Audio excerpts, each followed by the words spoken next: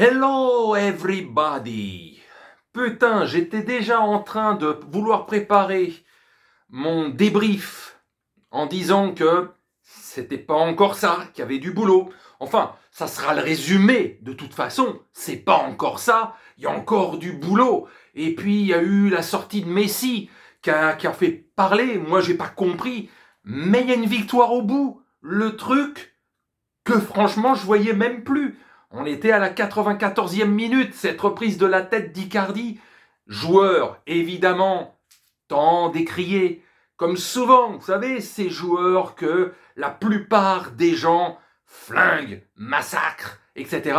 Et ça devient le sauveur. Et en une fraction de seconde, les milliers de gens qui lui crachent dessus vont l'aimer, l'adorer, etc., etc. Vous savez, le retournement de veste à vitesse grand V dans le monde des réseaux sociaux, dans l'instant T, dans cet univers de la rapidité en tout cas. Bon, Lyon a fait un bon match, Paris a fait un match correct. Ils n'ont pas été nuls, ils n'ont pas été mauvais, mais tu te dis les choses ne fonctionnent pas complètement comme elles devraient fonctionner par rapport au mercato qui a été fait.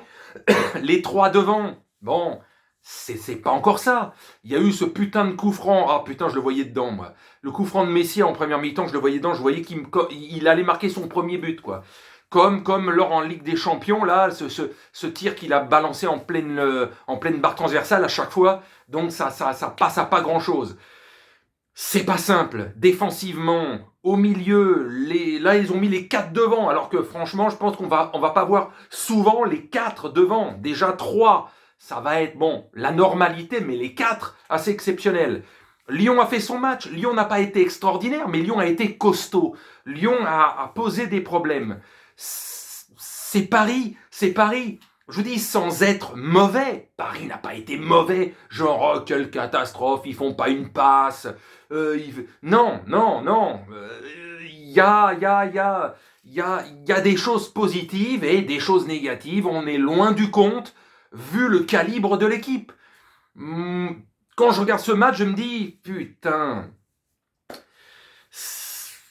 tu comprends pas ce club. Enfin, tu comprends pas ce club. Tu comprends que parfois, et ça je l'avais dit donc récemment dans une vidéo, j'ai l'impression que son club, le truc qui règne au-dessus, doit rendre un peu dingue, un peu fou les entraîneurs. Parce que des fois, ils font des choix que tu comprends pas. Ils les feront pas ailleurs, ils les feront à Paris. Et là, qu'est-ce que me fait Pochettino? Il remplace à un quart d'heure de la fin Messi. Même lui, il était sur le cul. C'est pas genre il était transparent, le gars. C'est pas genre il valait rien. C'était pas le joueur devant qui était le plus mauvais. Il était pas plus mauvais ou moins bon que Mbappé, Di Maria ou Neymar, qui, encore une fois, a souvent gardé trop le ballon. Alors il a fait 2-3 actions qui n'étaient pas dégueulasses. Encore heureux, c'est Neymar. On va pas s'enflammer parce qu'il fait 2-3 occasions dans un match, même si c'est de haut niveau en Ligue 1 face à Lyon. Mais c'est bon.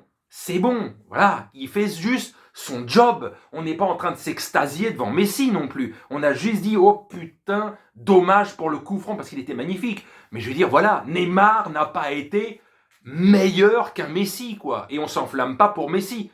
Messi fait juste son taf.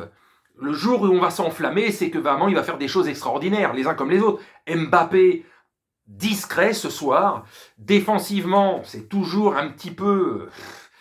Voilà quoi. Mendes n'a pas été dégueulasse. Pour ça, c'est un ensemble qui fait que Paris n'a pas été mauvais, il n'a pas été nul, mais il n'est pas au niveau des attentes. Toujours ça, il n'est pas au niveau des attentes. Il y a eu des matchs où certains joueurs passaient à la trappe, sur lesquels on s'énervait, à raison. Là, j'ai même plus envie de m'énerver parce que tu te dis, peut-être que dans 15 jours, ils vont massacrer n'importe quelle équipe, ou ils vont se prendre encore une branlée, ou c'est dans 3 mois qu'ils vont être monstrueux alors qu'on ne voit pas venir le truc en ce premier tiers de saison. Je ne sais pas quoi penser. Il y a une telle force dans ce club qu'évidemment, quand ils sont juste moyens, c'est décevant. On est énervé contre eux parce qu'on se dit non, il faut beaucoup plus. lever un petit peu plus le niveau, l'intensité, etc. Donc, on va bien voir.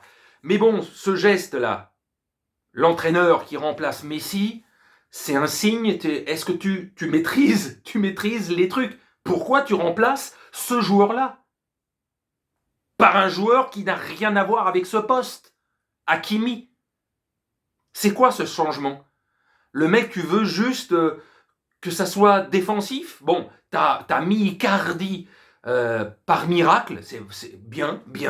Le mec, il rentre 5-6 minutes, on se dit, bon, voilà, il va pas avoir le rythme, etc. Dans un match assez engagé, mais sans être monstrueux.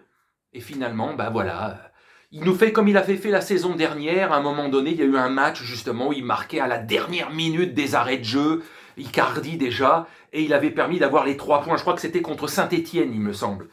Donc voilà. Il sauve les meubles. Pendant une semaine, Icardi va être adoré par beaucoup de monde avant qu'on lui recrache à la gueule par ces mêmes personnes dès qu'il va faire 2-3 matchs où il va passer à travers. Hein, parce qu'on le sait que, voilà.